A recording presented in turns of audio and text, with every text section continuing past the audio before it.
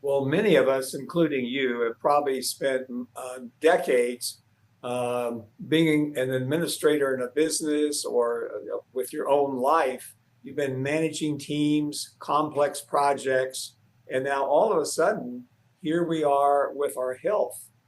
And when it comes to health, you go to the doctor and you spend 10, 15 minutes and you're kind of wondering, exactly what was said. And you have some laboratory, but you don't know really what it means. But what we're going to be talking about right now is how you can become the CEO of your own health. And this is because we're going to use the bots. Now, there's many, many different bots, as you well know. And for this conversation, we're just going to use ChatGPT as the one that's been around the longest. But many others will do exactly the same things that we're discussing about. So you are now getting ready to write your own orders. So we've all done the Google searches for decades, and as a physician, I really fear Dr. Google because Dr. Google is you just put in a symptom, and Dr. Google is going to tell you every worst case scenario that could possibly be there, and this is kind of a passive consumption. But now we're going to put you in the driver's seat. So you're going to actually be asking the questions, and the bot is going to be able to actually create some information for you. And, as you think about it, this is just a tool that will be on your laptop, your desktop, your phone. This is very, very, as you practice with it, as you get comfortable with it, it makes life a whole lot easier. So let's just start with just some very simple sorts of things. Let's just say that you have a laboratory report, and you can actually, if you have a PDF of that, it's sitting on your laptop or it's sitting on your phone, you can actually put that blood test into ChatGPT. You upload it into ChatGPT, and you might just ask Chat, please interpret these findings. As you become comfortable with this, you begin to realize that now we're seeking an information. This actually becomes a product, if you will. And when you think about this, this is kind of an executive protocol. So this is no longer just information. This is something that is actually forward looking. This will actually, it's a micro application. You're writing code, but you don't have to write code for a spreadsheet to use a spreadsheet, and you don't have to write code to find out what kind of diet might be actually best for you. And so let's just say here's a longevity analyst, and here's a little protocol. You notice it's right there with you. Act as a longevity nutritionist. So you're telling the bot what you want. I am managing, and then you can put down high blood pressure, prostate enlargement, maybe I have Parkinson's, blood pressure, joint pain, all kinds of things. And instead of just going to information sort of thing, you're now going to actually get a plan. So you're actually saying to the bot, I just need a 3-day menu focused on anti-inflammatory ingredients, because you've been reading that that's a good thing to do. And then you can say, I'm cooking for 2 or I'm cooking for 1. And incidentally, I'm the cook, so it has to be less than 20 minutes. And oh, by the way, I actually need a shopping list. And this is what the bot can actually create for you. And at the same time, we can also think of it as a translator. So here we're operationalizing a nutritional plan, and now we're looking at information that we may already have, like your cholesterol, as we previously discussed. And this can take, you can even bring in something that you've read. So we're all reading about health, we're all looking at all this, but you want to know, how do I translate this to me? You may even pull down a medical citation, some medical literature. So just recently, we had the amazing production in the Journal of American Medical Society. The Journal of American Medical Society had a study, reported a study that was done at Harvard in which 368 people that were on the edge of becoming diabetic. Now we have, for decades now, we have something called uh, the Diabetes Prevention Project, DPP, and this has been very well studied. People come into clinics, they meet with dietitians, they meet with exercise physiologists. It is amazingly well defined. So the question that the researchers were asking is, would it be possible for a bot to totally replace this human interaction? Because the human interaction is a challenge. You have to make appointments, you have to show up, you have to find parking, there's all these time commitments and so on. But if a bot, if you're using something on your cell phone, obviously you don't have to find a parking spot to use your cell phone. And so this was a year-long study, and it was randomized. So people just come and they go, okay, you're on the human side. Oh, you're on the bot side. And then it was very, very carefully analyzed, and there was pre-study criteria. So one criteria was the percent of people that could actually lose 5% of their weight, because if you lose 5% of your weight, you're less likely to get diabetes. They also said if you lost 4%, but were exercising 150 minutes a week, that was also a criteria.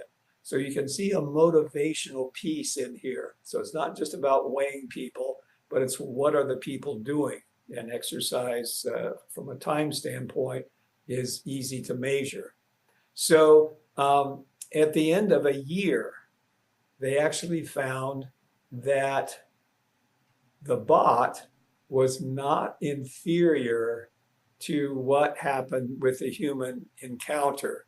So now you begin to see how these tools, and this is an administrative executive tool that you have at your disposal. It's there. It's free. If you want a little more time with your chat GPT, you pay $20 a month. But then you can just use it on almost an unlimited basis like I do. So this is where we kind of put medical advice in context. Now let's just do another protocol here. So let's just call it the mobility of fitness. So again, you start with your own story. So it's like you're coming to your doctor and you say, I have a stiff lower back, and oh, by the way, I only have 30 minutes to work out, and I have some resistance bands, and I have a mat. I just need a low impact stretching mobility that protects my spine. My goal is to improve my range of motion for daily life, or maybe it's more aggressive for better golf or tennis or hiking. So you can begin to see how this would work. So you can see that prompt right there, and you can actually write this down. You can write this prompt into your notes on your cell phone, and it's just there. And whenever you want to adjust it or know more, you copy the prompt, paste it into the bot, the chat GPT in this case, and add any additional questions. So when we think about this, let's kind of also paint a little another picture here, because this is not replacing your medical professional. This is very, very key. Now, the bots have had years of experience now, literally years of experience. Even as recent as a year ago, when I used ChatGPT, I would have to check some of the citations that it listed to make sure that it was interpreting it just right. Now with 5.1 and 5.2, plus other bots like Perplexity, that is no longer a big deal. These bots are getting very, very accurate, but they still can make mistakes. Now, back in the old days, we called these hallucinations. And 3 years ago, I was at a conference and we were looking at the dietitian recommendations for a certain case study. And four of the bots, out of four bots, three of them were pretty close. And one just went off on a massive hallucination trip. That was years ago. Nowadays, our bots are much more trustworthy, even though you'll still hear. But hear me very clearly. If at any point any of the advice doesn't quite make sense or you want to ask, go to your professional, go to your physician, your chiropractor, your nutritionist, people that you trust, and actually then ask them, how does this relate? So here's what my bot said. I want you to listen to this as well. So it's very, very important. This is not to replace. I was recently in Chicago at a conference for cardiologists, and there was a 3-hour debate for 3,000 cardiologists from around the world. And they were asking the question, will AI replace cardiologists? And after 3 hours of debating the pros and cons, the conclusion was AI will not replace cardiologists, but cardiologists that do not use AI will be replaced. So you can kind of see we're in a very rapid space. So here's the deployment. So let's take your phone, your laptop, your desktop, and under notes, let's just say we're going to make a little stack. We're going to make a stack of prompts.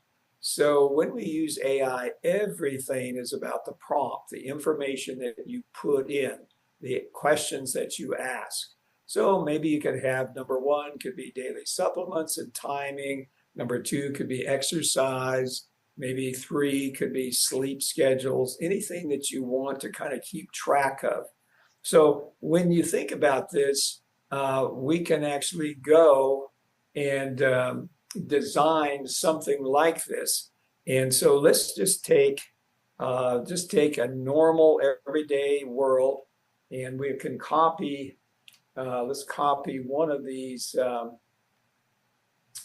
Here, let's try this one, and we'll just copy this right here, and I'll demonstrate this so that you can see how this works. So we're going to copy the prompts, and you can be copying this right off your phone or off your laptop, and take it, and we'll go over and we'll actually open up a chat bot. In this case, we'll use the one that's right here, and I'm going to move this over to your screen, hopefully, and we'll just paste it in right here, and we'll say, oh, by the way, I want this to be relevant to hypertension. And so then we'll just ask the bot to, it's a prompt. You can use that same prompt over and over again.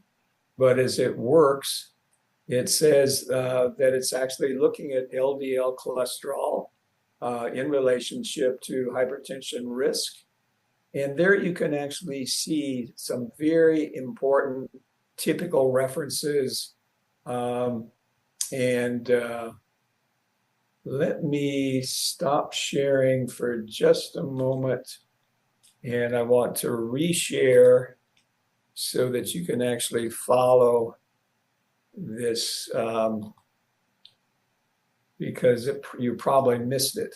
But now you can actually see what we did. So here we said, I'm posting my recent blood panels. And we said to be relevant to hypertension. So we kind of customized it a bit. And then you can actually see the report as it plays out and how much information it gives. One of the main applications that I can say, let's just say next Tuesday, you have a visit with your healthcare professional, and you know it's going to be kind of quick and rushed, and you really, really want all your questions answered. What might be a good idea is actually to put into your bot your questions. Just make them simple. I really have never understood the effect of a statin on my cholesterol levels and why this could be good or what it could be bad. So I put this into my bot, and my bot actually came out with this report that told me the pros and cons of statin medications, and also why I want to reduce my risk of having a heart attack from LDL cholesterol. What you'll find is that the old news that you might have heard, the neighbor said, oh my gosh, this is pretty dangerous, and I stopped my statins. And now you'll notice that as we move to the prevention of cardiovascular disease, the statins are emerging as a bigger and bigger factor. Oh, and by the way, the statins are anti-inflammatory as well. So it'll give you the latest evidence. Now, when you go to your doctor, you might even send this ahead of time, and the bot can make a little short, a bullet point, half of a page. You could just tell it to make a summary of your 5 pages, so the poor doctor doesn't have to read all that stuff, but will know what's on your mind. So there you are. You are now the executive in charge of your own health. Be strong.